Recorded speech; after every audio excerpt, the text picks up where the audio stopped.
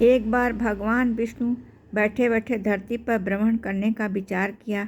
वैसे भी कई साल हो गए थे धरती पर आए हुए और वह अपनी यात्रा की तैयारी में लग गए। स्वामी को तैयार होता देखकर लक्ष्मी माँ ने पूछा, स्वामी आज सुबह सुबह कहीं जाने की तैयारी हो रही है। विष्णु जी ने कहा कि हे लक्ष्मी, मैं धरती लोक पर घूमने जा रहा हूँ। कुछ सोचकर लक्ष्मी माँ ने कहा, स्वामी क्या मैं भी आपके साथ चल सकती हूँ? भगवान विष्णु ने 2 पल सोचा, फिर कहा, एक शर्त पर तुम मेरे साथ चल सकती हो। तुम धरती पर पहुंचकर उत्तर दिशा की ओर बिल्कुल मत देखना। माँ लक्ष्मी ने कहा, ठीक है हे स्वामी। सुबह सुबह माँ लक्ष्मी और भगवान विष्णु धरती पर पहुंच गए। अभी सूर्य देवता निकल ही रहे थे कि चारों ओर हरियाली ही हरियाली थी। उस समय चारों ओर बहुत शांति थी। धरती बहुत ही सुंदर दिख रही थी। माँ लक्ष्मी मंत्रमुग्ध होकर धरती को देख रही थी और भूल गई कि पति को क्या वचन देकर आई है। चारों ओर देखती हुई कब उत्तर दिशा की ओर देखने लगी, पता ही नहीं चला।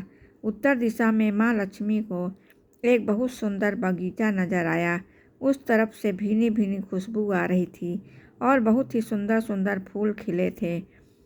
यह एक फूलों का खेत था और माँ लक्ष्मी बिना सोचे समझे उस खेत पर गई और एक सुंदर सा फूल तोड़ लाई। लेकिन यह क्या, जब माँ लक्ष्मी भगवान विष्णु के पास वापस आई तो भगवान विष्णु की आंखों में आंसू थे और भगवान विष्णु ने माँ लक्ष्मी को कहा कि कभी भी किसी से बिना पूछे उसका कुछ भी नहीं लेना चाहिए और साथ ही अपना वचन भी याद दिलाया। माँ लक्ष्मी को अपनी भूल का पता चला तो उन्होंने भगवान विष्णु से इस भूल की माफ़ी मांगी। तो भगवान विष्णु ने कहा कि तुमने तो भूल की है, उसकी सज़ा तो तुम्हें ज़रूर मिलेगी। जिस माली के खेत से तुमने बिना पूछे फूल तोड़ा है वह एक प्रकार की चोरी है। इसके लिए अब तुम 3 साल तक माली के घर नौकर बनकर रहो। उसके बाद से तुम्हें बैकुंठ में वापस बुलाऊंगा। माँ लक्ष्मी ने चुपचाप सिर झुकाकर हाँ कर दी और माँ लक्ष्मी एक गरीब औरत का रूप धारण करके उस खेत के मालिक के घर गई, जिसका नाम माधव था। माधव की पत्नी, 2 बेटे और 3 बेटियां थीं। सभी उस छोटे से खेत में काम करके किसी तरह गुजारा करते थे। माँ लक्ष्मी जब एक साधारण और गरीब औरत बनकर माधव के झोपड़ी पर गई तो माधव ने पूछा, बहन तुम कौन हो, तुम्हें क्या चाहिए? माँ लक्ष्मी ने कहा, मैं गरीब औरत हूँ, मेरी देखभाल करने वाला कोई नहीं है। मैंने कई दिनों से खाना भी नहीं खाया है। मुझे कोई काम दे दो, साथ ही मैं भी तुम्हारे घर का सारा काम कर दिया करूँगी। बस मुझे अपने घर में एक कोने में आसरा दे दो। माधव बहुत ही अच्छे दिल का इंसान था।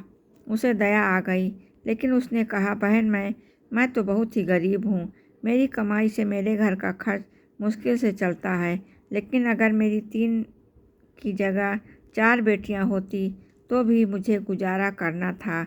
अगर तुम मेरी बेटी बनकर मेरे जैसा रूखा सूखा खाते हैं उसमें खुश रह सकती हो तो बेटी अंदर आ जाओ।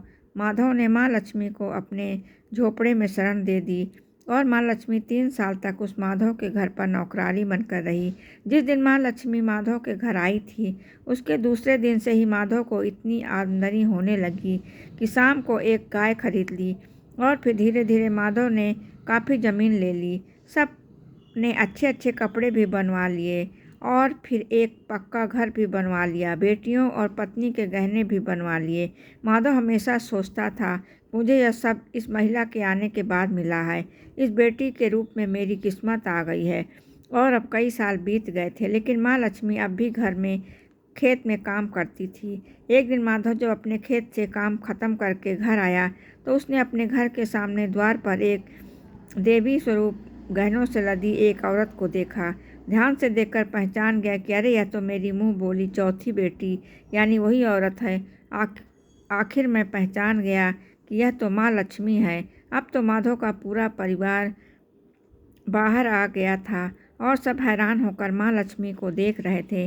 माधव बोला कि हे माँ, हमें क्षमा कर दो, हम आपसे अनजाने में ही घर और खेत का काम करवाया है। माँ, यह कैसा अपराध हो गया? माँ, हम सबको क्षमा कर दो। माँ लक्ष्मी मुस्कुराई और बोली, हे माधव, तुम बहुत ही अच्छे और दयालु व्यक्ति हो। तुमने मुझे अपनी बेटी की तरह रखा, अपने परिवार के सदस्य की तरह रखा। इसके बदले मैं तुम्हें वरदान देती हूँ, तुम्हारे पास कभी भी खुशियाँ की और धन की कमी नहीं रहेगी। तुम्हें सारे सुख मिलेंगे जिसके तुम हकदार हो। और फिर मैं माँ लक्ष्मी अपने स्वामी के द्वारा भेजे रथ में बैठकर बैकुंठ चली गईं। इस कहानी में माँ लक्ष्मी का संदेश, जो लोग दयालु और साफ दिल के होते हैं वो लक्ष्मी वहीं निवास करती है। गरीब से गरीब को भी तुच्छ नहीं समझना चाहिए। एक छोटी सी भूल पर भगवान विष्णु ने माँ लक्ष्मी को सजा दे दी। फिर हम तो बहुत ही तुच्छ हैं, फिर भी भगवान हम पर अपनी कृपा रखते हैं। इसलिए हमें भी हर इंसान के प्रति दयालुता दिखानी चाहिए, क्योंकि यह दुख और सुख हमारे ही कर्मों का फल है। बोलो श्री हरि भगवान की और बोलो लक्ष्मी माता की जय।